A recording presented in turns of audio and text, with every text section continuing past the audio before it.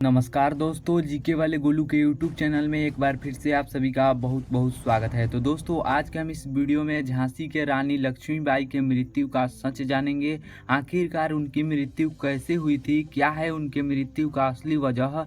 आज के हम इस वीडियो में इन सारे सवालों का जवाब जानेंगे। तो आइए शुरू करते हैं आज के इस नॉलेजफुल वीडियो को। जैसा कि हम सभी जानते हैं, रानी लक्ष्मीबाई अपनी वीरता और बहादुरी के लिए जानी जाती है। उनकी वीरता की गाथा आज भी हमारे कानों में गूंजती है। जब कभी भी हम सिपाही विद्रोह का नाम सुनते हैं तो हमारे सामने रानी लक्ष्मीबाई जैसे वीर वीरांगनाओं का नाम एक एक करके सामने आने लगता है। आज भी इतिहास के पन्नों में रानी लक्ष्मीबाई के वीरता का गुणगान देखा जा सकता है। रानी लक्ष्मीबाई के नाम से अंग्रेज थरथर कांपते थे। उन अंग्रेजों का साथ देने वाला एक देशद्रोही राजा भी रानी लक्ष्मीबाई से बहुत डरता था, लेकिन उस देशद्रोही राजा ने ऐसी नीचता दिखाई कि रानी लक्ष्मीबाई की मृत्यु हो गई। वह देशद्रोही राजा कोई और नहीं बल्कि ग्वालियर के महाराज जयाजीराव सिंधिया थे। जयाजीराव सिंधिया देशद्रोही राजाओं में से एक था और यह राजा अंग्रेजों का समर्थक भी था।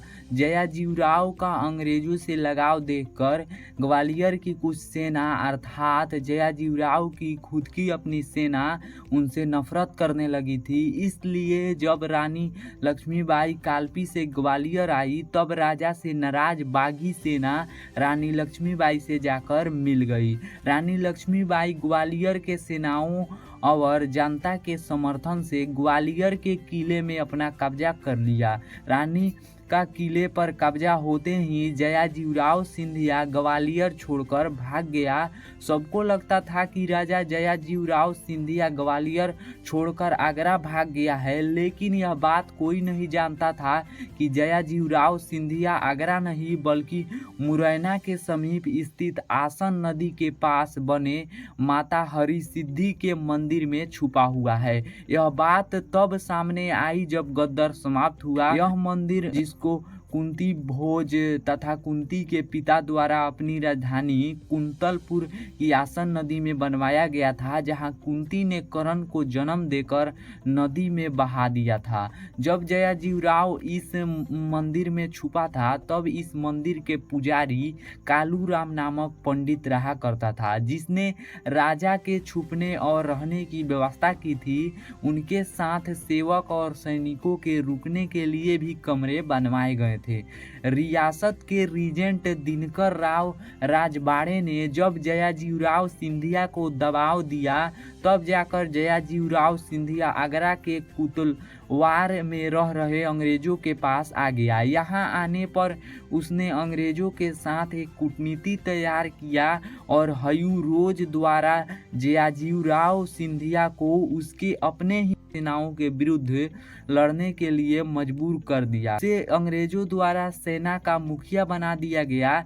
जब जयाजीराव सिंधिया अंग्रेजी सैनिकों के साथ रानी लक्ष्मीबाई से लड़ने ग्वालियर आया तब उसके अपने ही सैनिक, जिन्होंने इसे इसके देशद्रोहिता के चलते छोड़ा और जाकर के रानी लक्ष्मीबाई से मिल गए, लेकिन उन डरपोक सैनिकों ने जयाजीराव सिंधिया को सामने खड़ा देख रानी लक्ष्मीबाई को अकेला छोड़ दिया। शायद इसीलिए कहा जाता है, जो अपनों का न हो सका वह दूसरों का क्या होगा। मेरे कहने का मतलब सीधा सा है, यदि जयाजीराव सिंधिया के सैनिक कमजोर न होकर बलशाली होते तो शायद अपने उस इकलौते देशद्रोही राजा को छोड़कर नहीं भागते, बल्कि उससे अब सभी सैनिक मिलकर मुकाबला करते और उसे सही रास्ते पर लाने का प्रयास भी करते। शायद यह प्रयास सफल न होता, लेकिन उनके वीरता की कहानी शायद आज हम पढ़ रहे होते, लेकिन उन्होंने ऐसा नहीं किया। वह कायरो की तरह अपने राजा को छोड़कर रानी लक्ष्मीबाई से जाकर मिल गए और जो था सो हो गया, अर्थात उन्होंने अपने राजा की तरह रानी लक्ष्मीबाई को भी अंग्रेज सैनिकों के बीच अकेला छोड़ दिया। आखिरकार रानी लक्ष्मीबाई को अंग्रेजों द्वारा धोखे से घेर लिया गया और रानी लक्ष्मीबाई अंग्रेजों से लड़ती हुई वीर गति को प्राप्त हो गई। इस वीडियो के आखिरी में मैंने अपना अनुभव शेयर किया है। यदि मेरे अनुभव से आपको कुछ कुछ सीखने को मिलता है, या फिर दूसरे शब्दों में बोलें तो इस वीडियो से यदि आपको कुछ सीखने को मिलता है तो इस वीडियो को लाइक करके अपने दोस्तों में ज़रूर से शेयर करें ताकि उनका भी हेल्प हो सके। और इसी प्रकार के वीडियो आगे देखने के लिए चैनल को सब्सक्राइब करके बेल आइकन को ऑल पे सेलेक्ट कर लीजिए। मिलते हैं किसी अन्य वीडियो में, तब तक के लिए जय हिंद, जय भारत एंड वंदे मातरम।